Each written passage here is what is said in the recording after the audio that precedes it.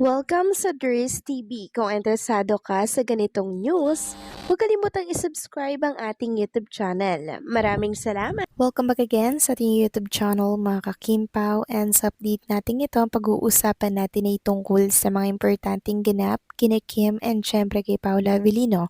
So meron na naman po tayong panibagong revelasyon about kay Paula Avellino na mukhang nagre-ready na nga po siya mga kakimpaw dahil meron po siyang binitawang statement sa isang interview mga kakimpaw at saka ikakatuwa po ng lahat. Pero bago natin pag-usapan yan, maraming salamat po sa inyong patuloy na pag-support at pagsubaybay sa mga daily update natin. Kaya naman bilang pasasalamat, narito po ang isang napili kong komento patungkol ito sa naging previous update. Mula ito kay Ginang Annalyn Hicap. Sabi niya, "Good evening at maulan na gabi, Ders. Ingat tayong lahat kasama ang ating idol, ang Kim Pao. Sa tingin ko napatawad na ni Kim pero yung ibalik ang dati nilang samahan at tiwala siguro di na kaya ni Kim yon katulad natin. Pag may nasira, nasira na pero di na kailangang ibalik katulad dati. Kim Pao forever." Maraming salamat po sa inyong komento, Ginang Annalyn Hicap. Yes, tama po kayo, no? Sa mga bawat binibitawan niyo pong komento sa mga update natin. Once po kasi na nasira na ang isang tiwala, hindi na po yan maibabalik. Oo, maayos, pero hindi na po yan maibabalik katulad po ng dati. Kaya sana sa oras po na pinagkatiwalaan ni Kim ang isang tao, hindi po yun dapat sirain. Kasi ang magkaroon ng isang chinita princess sa buhay natin or sa buhay ng taong yun is alam niyo yun, parang napakaswerte na po, 'di ba? Napakaswerteng pagkatiwalaan tayo ng isang chinita princess at pag yan nawala, nako mga kakimpaw, parang nagtampo sila sa kanin dahil ang hirap po makatagpo ng katulad ni chinita princess tapos magtitiwala pa sa kanya. Nako, sayang, sobrang sayang mga kakimpaw. Kaya sana iningatan po yan ni Ate Lakam nung mga panahong talagang okey na okey po sila. Sana hindi niya po 'yun sinayang mga kakimpaw. About naman po mga kakimpaw sa sitwasyon po ng panahon ngayon, mag-iingat din po kayo ha. Kung wala po kayong gagawin sa labas, bumahay na lang muna kayo kasi sobrang maulan, malakas po talaga, malakas din po yung hangin, kaya stay safe din po at ipag-pray din natin ang kaligtasan ng bawat isa, lalo na po ni Kim and ni Paolo. So maraming salamat po sa inyong komento. God bless at mabuhay kayo.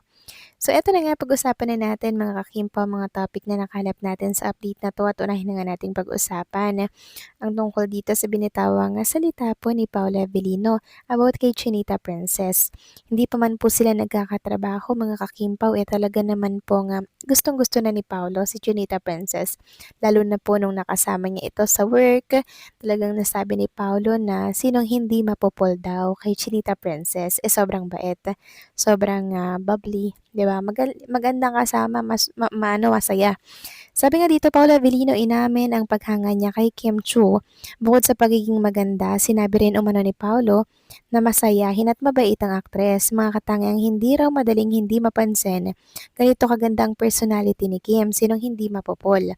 Sabi po ni Paolo, sa isang panayam, diretsahang inamin ni Paula Avellino kung ano ba talaga ang hinahanap niya sa isang babae.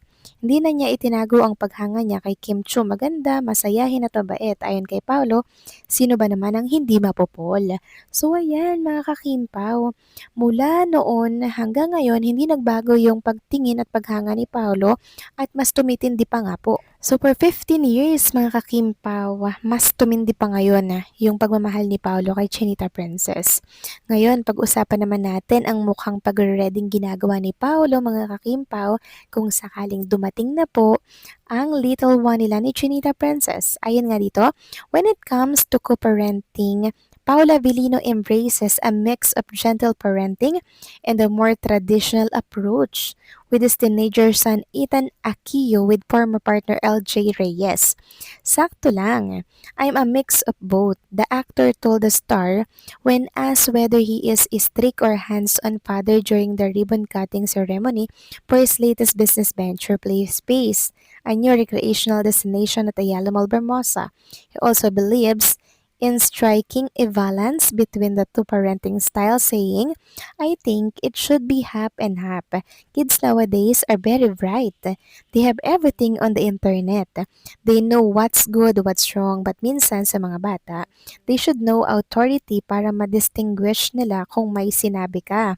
Alam nila na tama ba yung gagawin. Gentle parenting is always the way, but at the same time, hindi naman yung traditional parenting na pinapalo, sinasaktan yung bata, but just be firm para alam nila sino yung authority. So, ayan mga kakimpaw, dahil nga po sa binitawang salitang yan ni Paula Avellino sa isang interview, marami tuloy nag-ugnay sa magiging little one nila ni Chinita Princess kung paano maging ama si Paolo Avellino per mga kakimpaw pero hindi po mapanakit katulad po ng ginagawa ng ibang magulang, 'di ba yan po yung mga traditional, mga nakasanayan po natin na pag hindi sumusunod, pinapalo.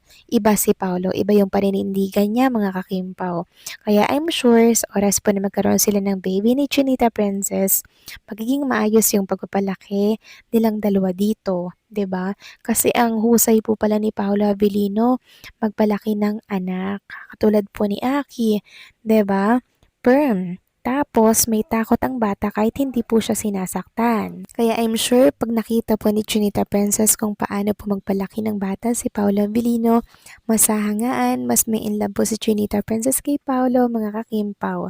So nakakatuwa lang na yung magiging asawa ni Chinita Princess, yung magiging ama ng anak ni Chinita Princess is talagang may paninindigan. Ang ganda po ng paninindigan kasi ni Paula Avellino eh. Talagang masasabi natin na ay sa wakas, nakahanap na din si Chinita Princess ng lalaking, alam niyo yun, may direksyon ng buhay, merong paninindigan at hindi po umaasa sa desisyon ng iba, 'di ba? May sarili siyang pananaw sa buhay. May sarili siyang paninindigan na talaga namang nakaka-proud, nakakahanga, 'di ba? Ganyan po kasi mga kakimpo talaga yung mga gusto naming babae. 'Di ba? Yung hindi umaasa sa desisyon ng iba. Ganyan si Paulo.